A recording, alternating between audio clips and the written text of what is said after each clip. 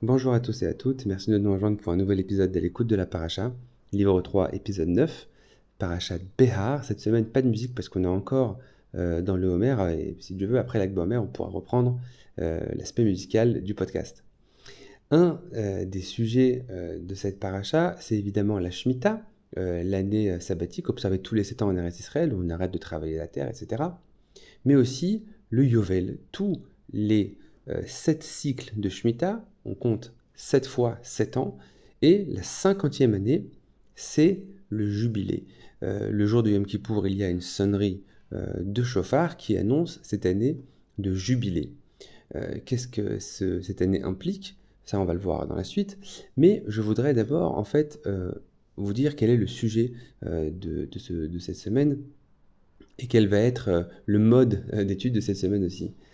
Tout d'abord, j'aimerais traiter d'un parallèle qui a l'air assez évident en réalité entre le compte que nous faisons pour arriver jusqu'à l'année du Yovel. Il faut compter donc tous les ans une année. La 7e année, c'est la Shemitah. Et au bout de 7 cycles de cette année, nous arrivons à la 49e année et la 50e année, c'est le Yovel, le jubilé. Ce n'est pas sans vous rappeler le compte que nous faisons actuellement pour le Homer où nous comptons tous les jours un jour. Ensuite, nous comptons les semaines, Hayom, une semaine et tant de jours, 2 semaines et tant de jours, pour arriver enfin au 50e jour, qui n'est pas compté, et qui est la fête de Shavuot. Fête de Shavuot où on apportait un sacrifice spécial au temple, qui était constitué de 2 pains, qui étaient chametz d'ailleurs, fait important et singulier, et aussi le jour du don de la Torah.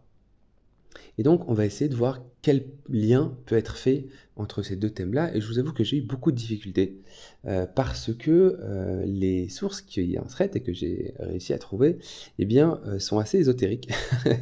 Et cela va sans dire que je ne maîtrise pas du tout ce pan de la Torah. Donc, on va essayer à notre petit niveau de trouver un sens, en tout cas d'analyser les textes et pourquoi pas d'en dégager une idée. En tout cas, l'année du jubilé, c'était cette 50e année-là. Et elle s'appelle en hébreu, on l'a dit, Yovel. Le Ramban nous explique que Yovel, c'est Lachon Hovala. C'est-à-dire qu'en fait, c'est un langage qui exprime le déplacement, qui exprime la destination. En fait, cette année du jubilé-là, toutes les terres qui ont été vendues pendant les 49 années précédentes étaient restituées à leurs propriétaires originels. On rebat les cartes, on refait reset et chacun récupère sa parcelle de terre. Et donc le Yovel, c'est ce geste-là de se déplacer pour aller retrouver sa terre, pour aller retrouver sa source. Le deuxième aspect de cette année du jubilé, c'est la libération des esclaves. On a vu dans un des podcasts que on pouvait parfois avoir des esclaves juifs qui normalement étaient affranchis au bout de 6 ans. Mais dans certains cas où l'esclave se sent bien chez son maître, il a le droit de rester, et auquel cas on lui poinçonne l'oreille, et en tout cas il ne peut pas rester plus longtemps que l'année du Yovel où automatiquement, même contre son gré, il est affranchi de facto. L'année du jubilé, tout le monde retrouve, on a dit, son état originel, et donc même les esclaves qui ont voulu rester chez leur maître, se trouvent automatiquement affranchis. Il y a un premier parallèle que nous pouvons établir, et qui nous est rapporté notamment par le Rekanati, qui dit la chose suivante: il y a ces 50 jours et ces 50 années, 50 qui représentent qui est en fait la gematria de la lettre Nun, et qui est la sphira de Bina. Je ne sais pas ce que c'est, mais lui, il dit ça comme ça. Et c'est en fait cette Bina-là, cette qualité-là de Bina, qui permet aussi à la fois à l'esclave de s'affranchir, de requérir sa liberté, et aussi qui a permis au Ham Israël de se libérer du joug égyptien, de se libérer de l'impureté égyptienne et d'arriver jusqu'à l'état d'élévation nécessaire à la réception de la Torah. Il ramène le verset qui se trouve dans le Cantique des Cantiques, que Shoshana ben Echochim, ken reati ben abanot.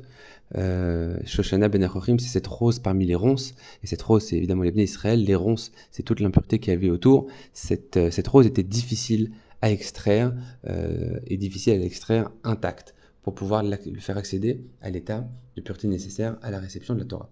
Ça, c'est un premier parallèle. Mais il y a un autre détail. Le conte du Homer est fait par tout un chacun des membres des Bnei Israël, mâles plus de 13 ans, etc. Les femmes en sont exemptées, alors que le conte des années de la Shemitah et des années du Jubilé est fait uniquement par le Beth Din, par le Sanhedrin, et ce pour l'assemblée entière qui se fie à ce conte-là. Donc il y a ici une dimension individuelle et une dimension collective. Dimension individuelle dans le conte du Homer et dimension collective dans le conte des années du Jubilé.